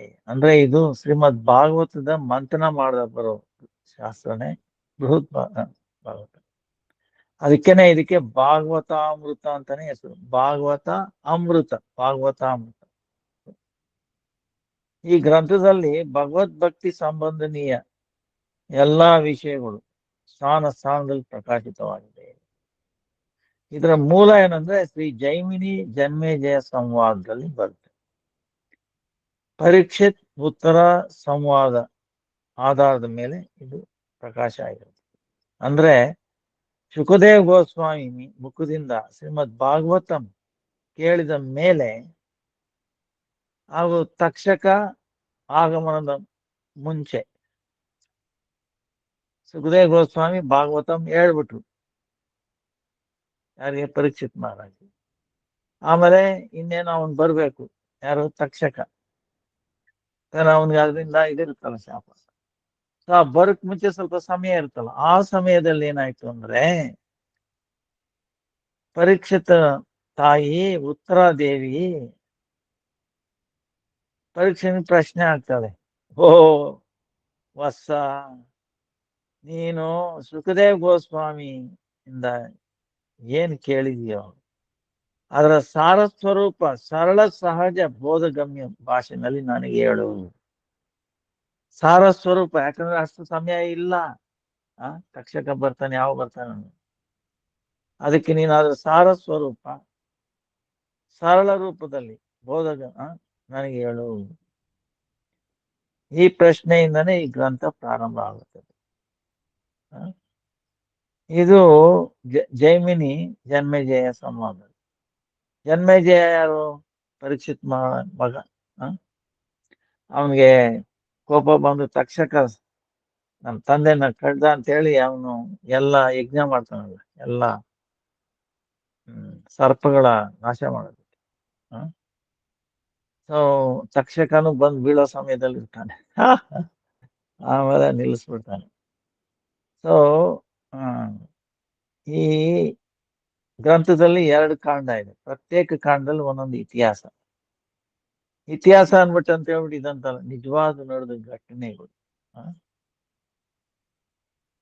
ಸೊ ಇದ್ರ ಇತಿಹಾಸದಿಂದ ಏನಾಗುತ್ತಂದ್ರೆ ಈ ಶ್ರೀ ರಾಧಾಕೃಷ್ಣರ ಯುಗಲ ಸ್ವರೂಪದ ಉಪಾಸನೆಗೆ ಅದರ ಸ್ವರೂಪ ತತ್ವದ ಪೂರ್ಣ ರೂಪದಲ್ಲಿ ವಿವೇಚನೆ ಆಗುತ್ತದೆ.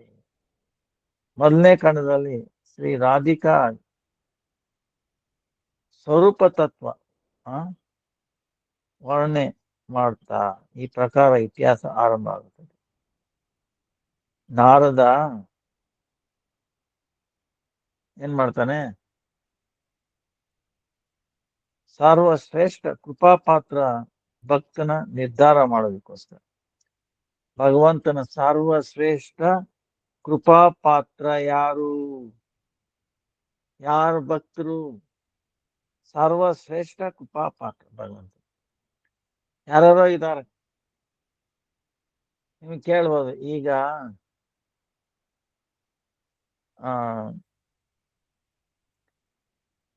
ಅದಕ್ಕೆ ನಾರದ ಮುನಿ ಏನ್ ಮಾಡ್ತಾನೆ, ಎಲ್ಲಾ ಕಡೆ ಜಗತ್ತಿನಲ್ಲಿ ಆ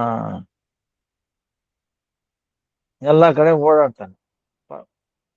ಸರ್ವಪ್ರಥಮ ಪ್ರಯಾಗದಲ್ಲಿ ಉಪಸ್ಥಿತನಾಗ್ತಾನೆ. ಪ್ರಯಾಗದಲ್ಲಿ ಆ ಸಮಯದಲ್ಲಿ ಪ್ರಯಾಗದಲ್ಲಿ ಮಾಘ ಮಾಸ ಸ್ನಾನದ ಇದರಲ್ಲಿ ಸಾಧು ಮಹಾತ್ಮೆ ಎಲ್ಲ ಬಂದು ಸೇರ್ಕೊಂಡಿರ್ತಾರೆ ಮಾಘ ಮಾಸ. ಅಲ್ಲಿ ಒಬ್ಬ ಶ್ರೇಷ್ಠ ವಿಪ್ರ ಬಂದಿರ್ತಾನೆ. ಸರ್ವಪ್ರಥಮ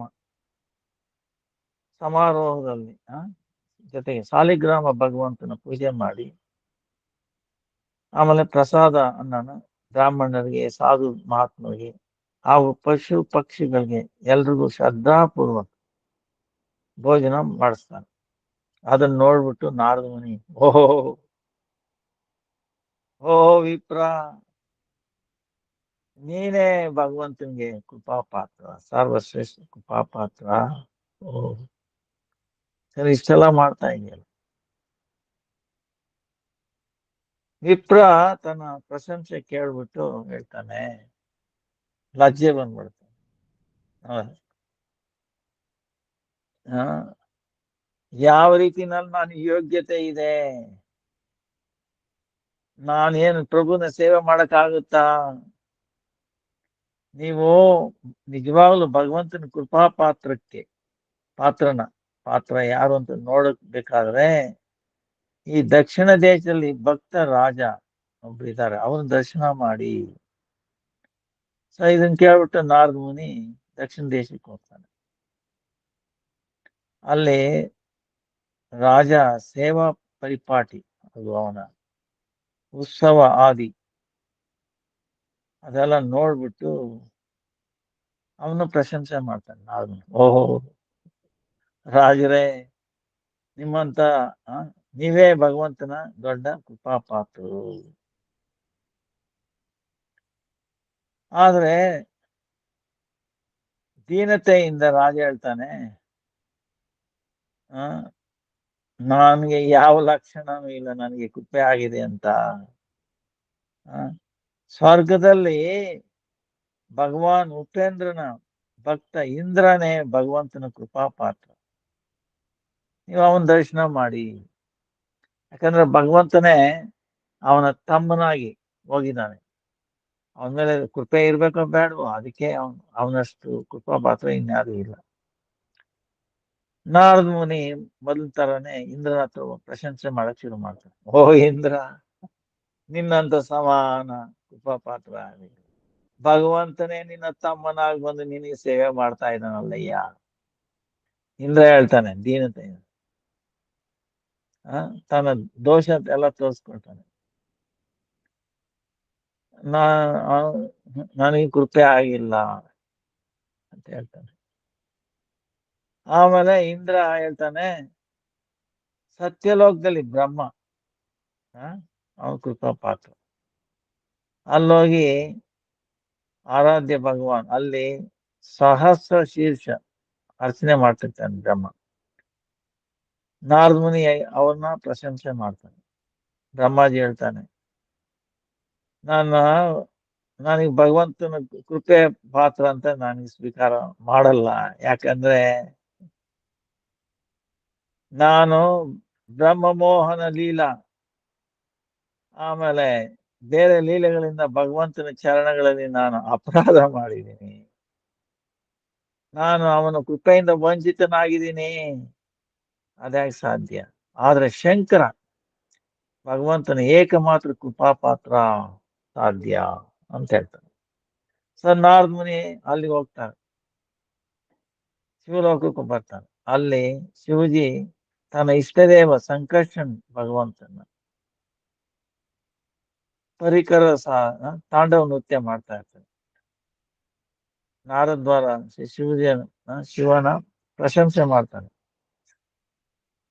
ಕೃಪಾ ಪಾತ್ರ, ನಿಮ್ಮ ಸರ ಕೃಪಾ ಪಾತ್ರ ಇನ್ಯಾರು ಇಲ್ಲ ಅಂತ. ಆದ್ರೆ ಶಿವ ಅದನ್ನ ಸ್ವೀಕಾರ ಮಾಡಲ್ಲ. ನಾರದ ಮುನಿ ಹೇಳ್ತಾನೆ, ನೋಡಪ್ಪ, ಸುತರ ಲೋಕದಲ್ಲಿ ನಿವಾಸ ಇರೋ ಪ್ರಹ್ಲಾದ್ ಮಹಾರಾಜನ ದರ್ಶನ ಮಾಡು. ಅವನ ಸಮಾನ ಯಾರು ಕೃಪಾಪಾತ್ರ ಇಲ್ಲ. ನಾರದ ಮುನಿ ಸುತ್ತಲ್ ನೋಡ್ಲಿಕ್ಕೆ ಹೋಗ್ತಾನೆ. ನಾರದ ಪ್ರಹ್ಲಾದ್ ಮಹಾರಾಜನ ಪ್ರಶಂಸೆ ಮಾಡ್ತಾ ಇದ್ದಾಗ, ನೀನು ಕೃಪಾಪಾತ್ರನಪ್ಪ, ನೀನು ಪ್ರಹ್ಲಾದ್ ಹೇಳ್ತಾನೆ, ಅಯ್ಯೋ ನನಗೆಲ್ಲಿ ಕೃಪಾಪಾತ್ರ. ಕೃಪಾಪಾತ್ರ ಆದ್ರೆ ಪ್ರಭುವಿನ ಸೇವಾ ಮಾಡೋಕೆ ಮಾಡ್ತಾರೆ, ನಾನೆಲ್ಲಿ.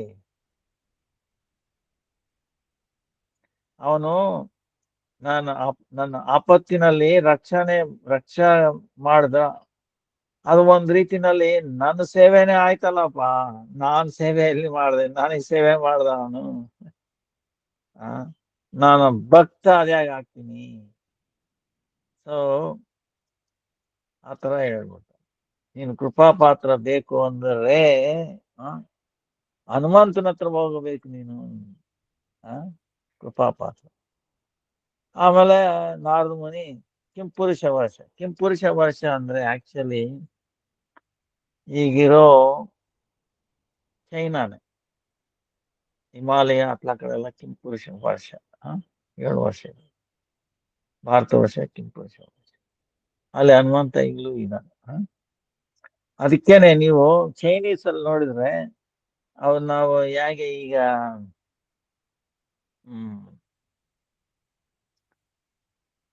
ಇದು ಮಾಡ್ತೀವೋ, ದಸರಾ ಏನೋ ಮಾಡ್ತೀವಲ್ಲ ಅವಾಗ ಅವರು, ನಾನು ನೋಡಿದ್ದೀನಿ ಅಲ್ಲಿ ಹನುಮಂತನೇ ಇಡ್ತಾರೆ. ಒಂಥರ DT ತರ ಹನುಮಂತನೇ ಇಡ್ತಾರ, ಅವನು ಪೂಜೆ ಮಾಡ್ತಾರ. ಸೊ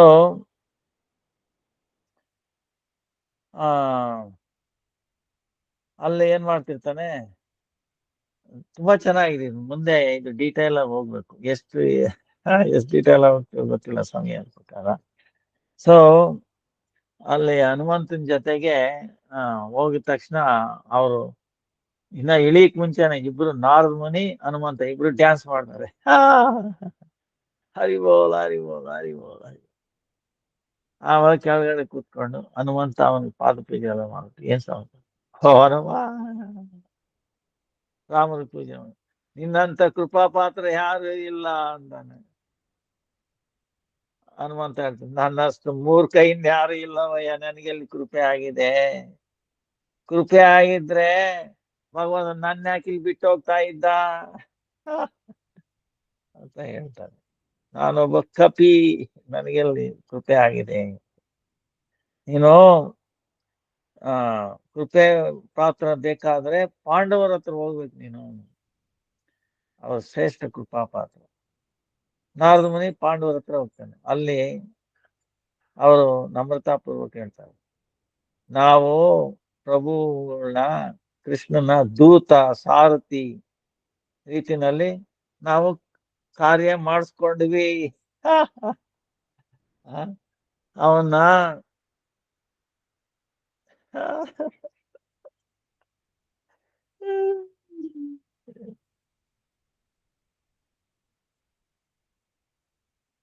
ಇವರು ಹೇಳ್ತಾನೆ ಧರ್ಮರಾಜ, ನನಗೆಲ್ಲಿ ಕೃಪೆನಯ್ಯ, ಭಗವಂತ ಎಲ್ಲರ ಪಾದಗಳನ್ನು ತೊಳೆಯಕ್ ಹೋದನಯ್ಯ. ಬೇಡ ಬೇಡ ಅಂದ್ರು, ನಾವು ಎಲ್ಲ ಪಾದಗಳನ್ನು ತೊಳೆಯಕ್ ಬಿಟ್ಟಿದ್ವಿ, ನಾವೆಲ್ಲಿ ಕೃಪಾ ಪಾತ್ರನಯ್ಯ, ಏನ್ ಸೇವೆ. ಸೊ ಹಾಗೆ ಹೇಳ್ತಾನ ಹಾಗೆ. ಸೊ ಆದ್ರೆ ನೀನು ಕೃಪಾ ಪಾತ್ರ ಬೇಕಂದ್ರೆ ನೀನು ದ್ವಾರಕಾಗ ಹೋಗ್ಬೇಕು. ಅಲ್ಲಿ ಅಲ್ಲಿ ನೋಡ್ತೀಯ ನೀನು, ಯಾದವರು ದರ್ಶನ ಮಾಡು. ಅವ್ರು ನಿಜವಾಗ್ಲು, ಯಾಕಂದ್ರೆ ಅವರೆಲ್ಲ ಅವನ ಸಂಬಂಧಿಕರು. ಸೊ ಅಲ್ಲಿಗೆ ಹೋಗ್ತಾನೆ. ಅಲ್ಲಿ ಉಗ್ರಸೇನ ಇವರೆಲ್ಲ ಇರ್ತಾನೆ. ಅವ್ರು ಹೇಳಿದ ಪ್ರಕಾರ ಕೃಷ್ಣನ ಅಂತಃಪುರಕ್ಕೆ ಹೋಗಿ ಅಲ್ಲಿ ಉದ್ಧವನ್ ಭೇಟಿ ಮಾಡ್ತಾನೆ. ನಾರದ ಮುನಿ ಉದ್ಧವನ್ನ ಶ್ರೇಷ್ಠ ಕೃಪಾಪಾತ್ರ ಅಂತ ನಿರ್ಧಾರ ಮಾಡಿ ಹೇಳ್ತಾನೆ, ಕೃಪಾವ. ಆದ್ರೆ ಉದ್ಧವನ್ ಹೇಳ್ತಾನೆ, ನನಗೆಲ್ಲಿದೆ, ವಾಸ್ತವದಲ್ಲಿ ಪ್ರಭುವಿನ ಎಲ್ಲ ಅಧಿಕ ಕೃಪಾಪಾತ್ರ ವ್ರಜಗೋಪಿಗಳು. ಅದಕ್ಕೋಸ್ಕರ ನಾನು ಅವರ ಚರಣ ರೇಣುಗೆ ಪ್ರಾಪ್ತಿಗೋಸ್ಕರನೇ ನಾನು ಬಾರಂಬಾರ ಪ್ರಾರ್ಥನೆ ಮಾಡಿದ್ದೀನಿ. ಸೊ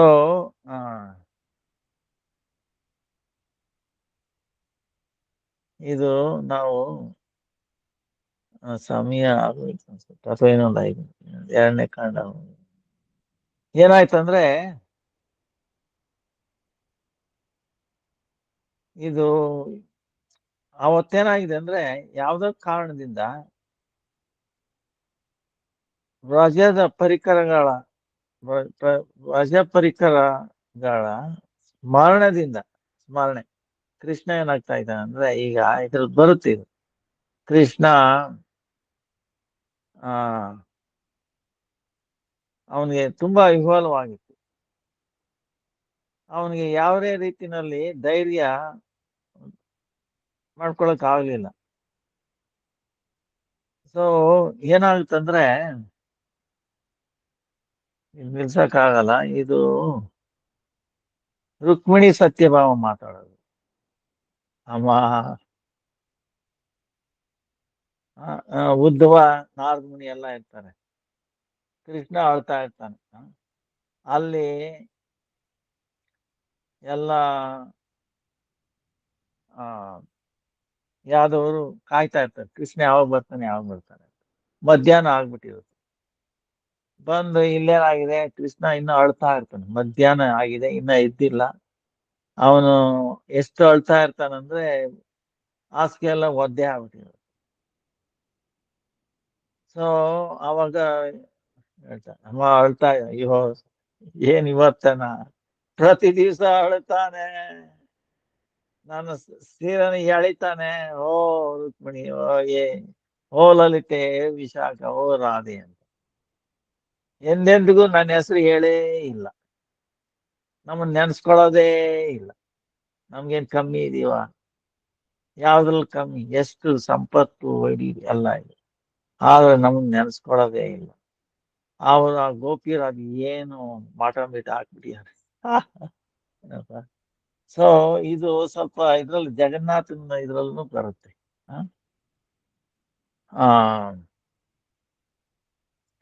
ಸೊ ಇದು ಆಮೇಲೆ ಏನಾಗುತ್ತೆ, ಹಾಗೇನೆ ಕೃಷ್ಣ ಅಳ್ತಾ ಇರ್ತಾನೆ.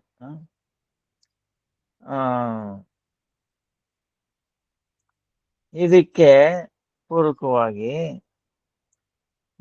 ಇದು ಯಾವ ತರ ಅಳ್ತಾನಂದ್ರೆ,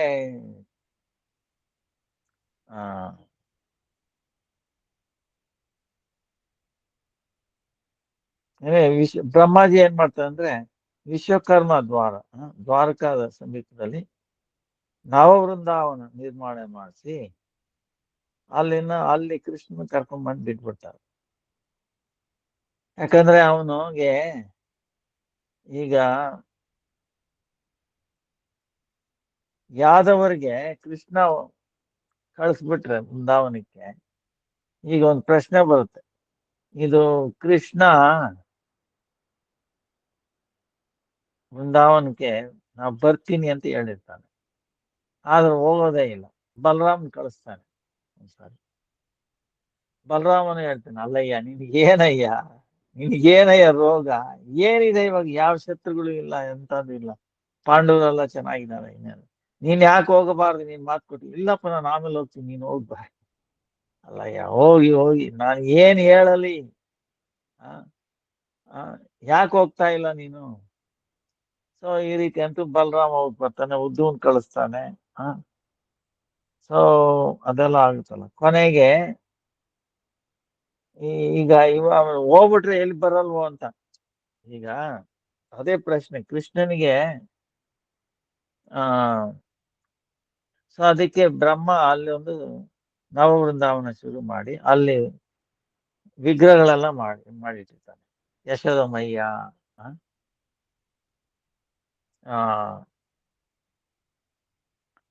ರಾಧಾರಾಣಿ, ಅದೆಲ್ಲಾನು ಇಟ್ಟಿರ್ತಾನೆ.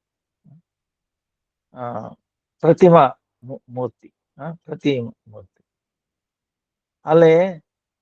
ಆಮೇಲೆ ಅಲ್ಲಿ ಬಲರಾಮನು ಕರ್ಕೊಂಬರ್ತ ಕೃಷ್ಣ. ಆಮೇಲೆ ಕೃಷ್ಣ ಇದ್ಬಿಟ್ಟು ಈ ವ್ರಜ ಆವೇಶದಲ್ಲಿ ಆ ಈ ಗೋಚರಣೆಗೆ ಹೋಗೋದಕ್ಕೆ ಅವನು ಅದೇ ತಾನೆ ಬೆಳಿಗ್ಗೆ ಎದ್ದ ತಕ್ಷಣ ಗೋಚರಣೆಗೆ ಹೋಗೋದು. ಅದಕ್ಕೆ ಅವನು ರೆಡಿ ಆಗ್ತಾ ಇರ್ತಾನೆ. ಆಮೇಲೆ ಹೊರಡ್ತಾನೆ. ಆಮೇಲೆ ಅಲ್ಲಿ ಯಶೋದೆ ಇರ್ತಾಳೆ. ಯಶೋದೆಗೆ ಹೇಳ್ತಾನೆ, ಮಯ್ಯ ಮಯ್ಯ ಮಯ್ಯ. ಅವಳು ಬೆಣ್ಣೆ ಇಟ್ಕೊಂಡಿರ್ತಾಳೆ ಕೈಯಲ್ಲಿ. ನನ್ಗೆ ಈಗ ಗೋಚರಣೆ ಹೋಗ್ಬೇಕು, ಎಲ್ಲ ಹೊರಟ್ಬಿಟ್ಟಿದ್ದಾರೆ, ಸಾಯಂಕಾಲ ಬಂದು ಹೇಳ್ತೀನಿ ನೀನು.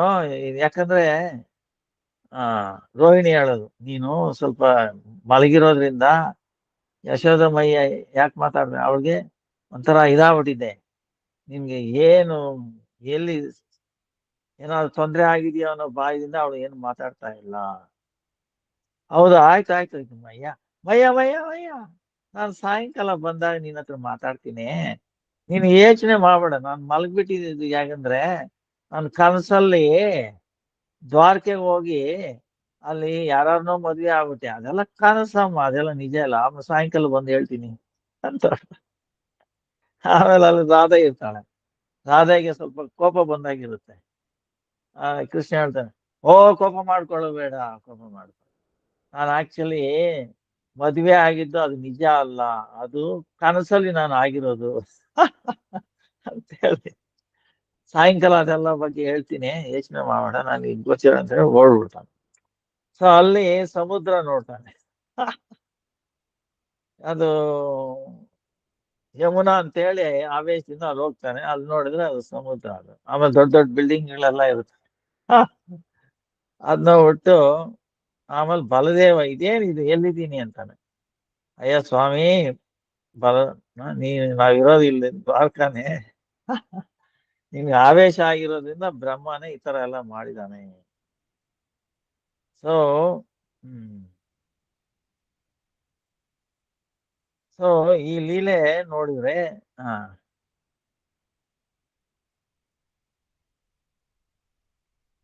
ವಿಶ್ವಾಸ ಆಯ್ತು ಯಾರಿಗೆ, ನಾರದ ಮುನಿ. ಇದೆಲ್ಲ ನೋಡಿ ಏನಾಯ್ತು, ಆತ್ಮಾರಾಮ ಹಾಗೂ ಪೂರ್ಣ ಕಾಮ ಪ್ರಭು ಆದ್ರೂ ಸಹ ವ್ರಜ ಪರಿಕರಗಳ ಪ್ರೇಮದಿಂದ ತನ್ನ ಸ್ವರೂಪಾನಂದನ ಮರ್ತ್ಬಿಟ್ಟು ಪ್ರೇಮಾನಂದದಲ್ಲಿ ಮುಳುಗಿದಾನೆ. ಈ ಪರಿಕರಗಳಲ್ಲಿ ವ್ರಜಗೋಪಿ ಪ್ರೇಮ ಸರ್ವೋತ್ಕೃಷ್ಟ. ಆದ್ರಿಂದಾನೆ ಗೋಪಿ ಪ್ರೇಮ ಅದೇ ಗಜ. ವ್ರಜಗೋಪಿಯರಲ್ಲಿ ಮಹಾಭಾವ ಸ್ವರೂಪ ವೃಷಭಾನುನಂದಿನಿ ಶ್ರೀಮತಿ ರಾಧಿಕಾ ಮುಖ್ಯ. ಅವಳ ಪ್ರೇಮದಿಂದ ಶ್ರೀಕೃಷ್ಣ ವಶೀಭೂತನಾಗಿರ್ತಾನೆ. ಸತತವಾಗಿ ಆರಾಧನೆ ಮಾಡ್ತಾನೆ. ರಾಧೋಪನಿಷತ್ತಲ್ಲಿ ಹೇಳಿ, ತಸ್ವಾಳಾದಿನಿ ವರೀಯಸಿ ಪರಮಾಂತರಂಗಭೂತ ರಾಧಾ ಕೃಷ್ಣೇನ ಆರಾಧ್ಯತೆ. ಸೊ ಹೀಗೆ ಗ್ರಂಥಕಾರ ಶ್ರೀ ಸಾಲಿಗ್ರಾಮ್ ಭಗವಂತನ ಸೇವೆಯಿಂದ ಹಿಡಿದು ಕ್ರಮಶಃ ಅನ್ಯ ಭಕ್ತರ ಪ್ರೇಮದಿಂದ ಉತ್ಕರ್ಷ ತೋರ್ಸೋದಕ್ಕೋಸ್ಕರನೇ ಲಾದನಿ ಸಾರ ಸ್ವರೂಪ ಮಹಾಭಾವವತಿ ಶ್ರೀ ರಾಧಿಕಾಜಿ ಪ್ರೇಮದವರೆಗೂ ಈ ವರ್ಣನೆ ಮಾಡಿದ್ದಾರೆ. ಇದು ಕೇವಲ ವರ್ಣನೆ ಮಾತ್ರ ಅಲ್ಲ, ಈ ಒಂದು ಇತಿಹಾಸ ದ್ವಾರ ರಾಧಿಕಾಜಿಯ ಸ್ವರೂಪದ ನಿರ್ದೇಶನ ಆಗಿದೆ. ಈ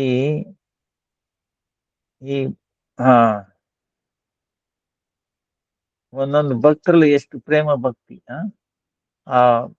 ಅದರ ಭಕ್ತಿಲಾದಿನಿ ಶಕ್ತಿಯನೇ ಅಂಶ. ಆದ್ರಿಂದ ಈ ಕಾರಣದಲ್ಲಿ ರಾಧಾಜಿಯ ಸ್ವರೂಪ ನಿರೂಪಣೆನೆ ಮಾಡಿಲಾಗಲಿದೆ ಮೊದಲನೇ ಖಂಡದಲ್ಲಿ. ಸೊ ಈಗ ಒಂದು ಸಮಯ ಆಯ್ತು. ಸೊ ನೆಕ್ಸ್ಟ್ ಅಲ್ಲಿ ಬೇರೆ ಮುಂದೆ ಉರಿಯೋಣ. ವಂಚ ಕಲ್ಪತರುಭ್ಯಶ್ಚ ಕೃಪಾ ಸಿಂಧುಭ್ಯೇವ ಚ ಪತಿತಾನಾಂ ಪಾವನೇಭ್ಯೋ ವೈಷ್ಣವೇಭ್ಯೋ ನಮೋ ನಮಃ. जय जय बृहद भागवतामृतम की जय। भागवतम भागवतम की जय। लंग विजय गुरु पाद पद्म गुरु वर्ग गुरु परंपरा की जय। समस्त भक्त वृंद की जय। निताय गौर प्रेमानंदी हरि हरि बोल हरि बोल हरि बोल हरि बोल। हरे कृष्णा कृष्णा कृष्णा हरे हरे, हरे राम राम राम हरे हरे। दंडवत प्रणाम। अल्लाह हरे कृष्णा कृष्ण कृष्ण हरे हरे राम हरे। दंडवत प्रणाम गुरुदेव।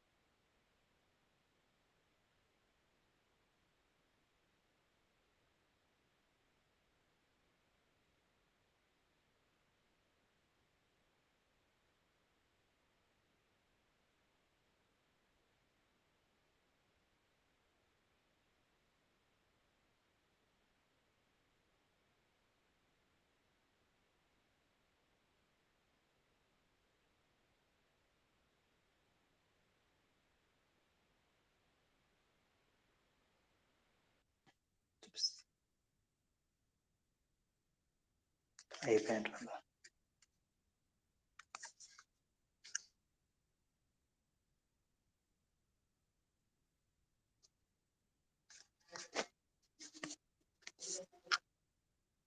అయిపోయింది.